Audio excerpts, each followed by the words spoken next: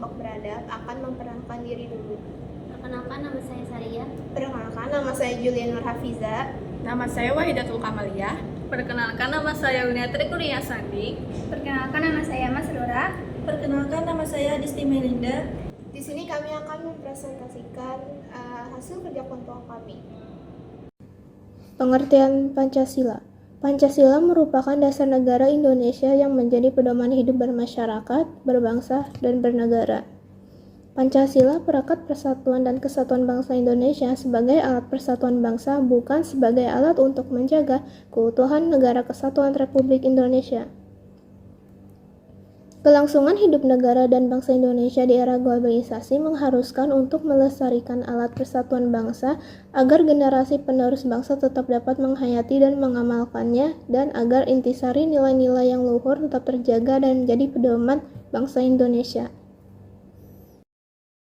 Baik, di sini saya akan menjelaskan sejarah terlahirnya Pancasila.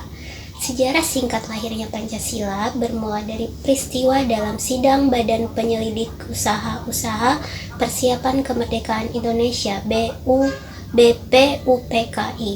Dari sidang BPUPKI tersebut, yang kemudian pada 1 Juni 1945 lahirlah Pancasila yang menjadi dasar negara Indonesia. Hari lahir Pancasila jatuh pada tanggal 1 Juni yang ditandai oleh pidato yang dilakukan oleh Presiden pertama Indonesia, Soekarno, pada 1 Juni 1945 dalam sidang Dokoritsu Yunbi Chosakai, Badan Penyelidik Usaha Persiapan Kemerdekaan. Pidatonya pertama kali mengemukakan konsep awal Pancasila yang menjadi dasar negara. Selanjutnya, nilai-nilai Pancasila. Sila pertama, ketuhanan yang Maha Esa mengandung makna bahwa bangsa Indonesia percaya dan bertakwa kepada Tuhan sesuai agama dan kepercayaannya masing-masing. Menjunjung tinggi toleransi antar umat beragam. Sila kedua, kemanusiaan yang adil dan beradab. Mencerminkan penghormatan terhadap hak asasi manusia. Semua orang diperlakukan secara adil dan berkemanusiaan. Sila ketiga, persatuan Indonesia. Menekankan pentingnya persatuan dan kesatuan di tengah kemajemukan bangsa, mengedepankan kepentingan bangsa di atas kepentingan pribadi atau golongan. Sila keempat, kerakyatan yang dipimpin oleh hikmat kebijaksanaan dalam permusyawaratan, menegaskan sistem demokrasi dalam pengambilan keputusan. Keputusan diambil melalui musyawarah yang mencerminkan kehendak rakyat. Kelima, keadilan sosial bagi seluruh rakyat Indonesia, menegaskan pentingnya pemerataan kesejahteraan sosial bagi seluruh rakyat Indonesia, menolak segala bentuk penindasan dan kesenjangan sosial. Pancasila dalam kehidupan sehari-hari. Sila pertama, ketuhanan yang Maha Esa. 1. Mengamalkan ajaran dalam kehidupan sehari-hari. 2. Toleransi beragama. 3. Menjaga lingkungan sebagai ciptaan Tuhan. Sila kedua, kemanusiaan yang adil dan beradab. 1. Menghormati pendapat orang lain. 2. Menolong sesama yang membutuhkan.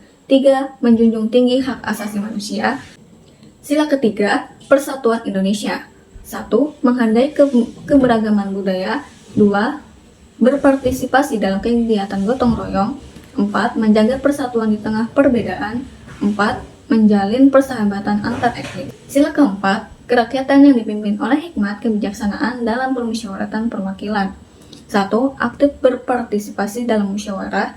2. Menjunjung tinggi keadilan dalam berdemokrasi.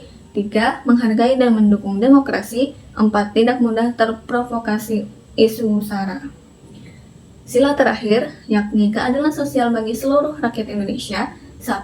Mengutamakan keadilan dan kesetaraan. 2. Mendorong kesetaraan dalam akses pendidikan dan kesehatan. 3. Bersikap adil dalam pemenuhan kebutuhan. Tantangan dalam menjaga persatuan dan kesatuan.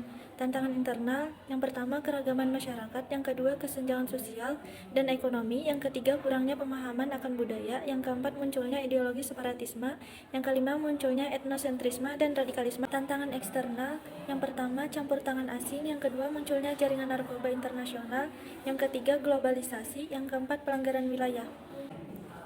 Peran generasi muda dalam memperkuat persatuan dan kesatuan Pancasila. Ada banyak hal yang dapat dilakukan sebagai generasi muda dalam mewujudkan, mempertahankan, dan memperkuat persatuan dan kesatuan Pancasila. Beberapa di antaranya yaitu: 1. Memahami dan mengimplementasikan Pancasila dalam kehidupan sehari-hari. 2. Meningkatkan rasa nasionalisme dan rasa cinta tanah air. 3. Menghargai dan meningkatkan rasa toleransi terhadap berbagai suku, ras, agama, dan golongan yang berbeda.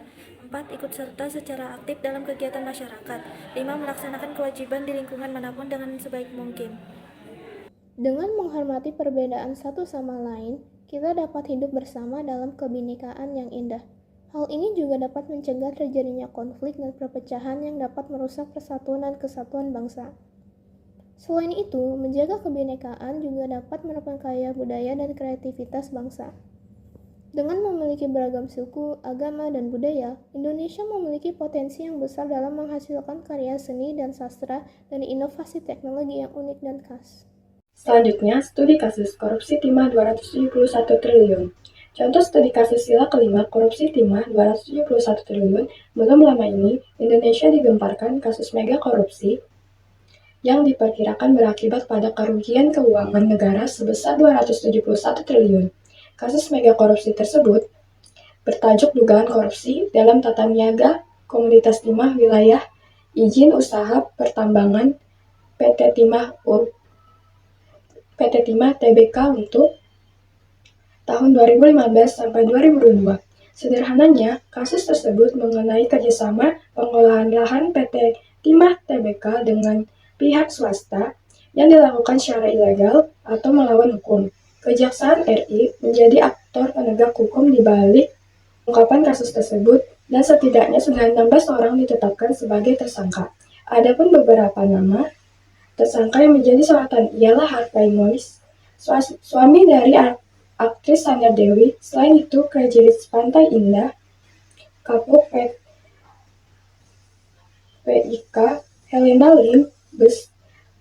Besaran angka kerugian keuangan negara atas praktik korupsi PT Timah pun menimbulkan pertanyaan mengenai bagaimana perhitungan kerugian keuangan negara, sehingga sampai pada nominal tersebut. Bicara mengenai kerugian keuangan negara, perlu untuk mengetahui terlebih dahulu perihal apa saja yang dimaksud. Menurut UUD 17/2003 tentang keuangan negara mendefinisikan keuangan negara sebagai semua hak dan kewajiban negara yang dapat dinilai dengan uang, serta segala sesuatu baik berupa uang maupun berupa barang yang dapat dijadikan milik negara. Sehubungan dengan perhitungan kerugian atas korupsi timah 271 triliun dilakukan sesuai Peraturan Menteri Lingkungan Hidup dan Kehutanan Nomor 7 Tahun 2014 tentang kerugian lingkungan hidup antara pencemaran dan atau kerusakan lingkungan hidup. Biaya kerugian tersebut meliputi dana untuk menghidupkan fungsi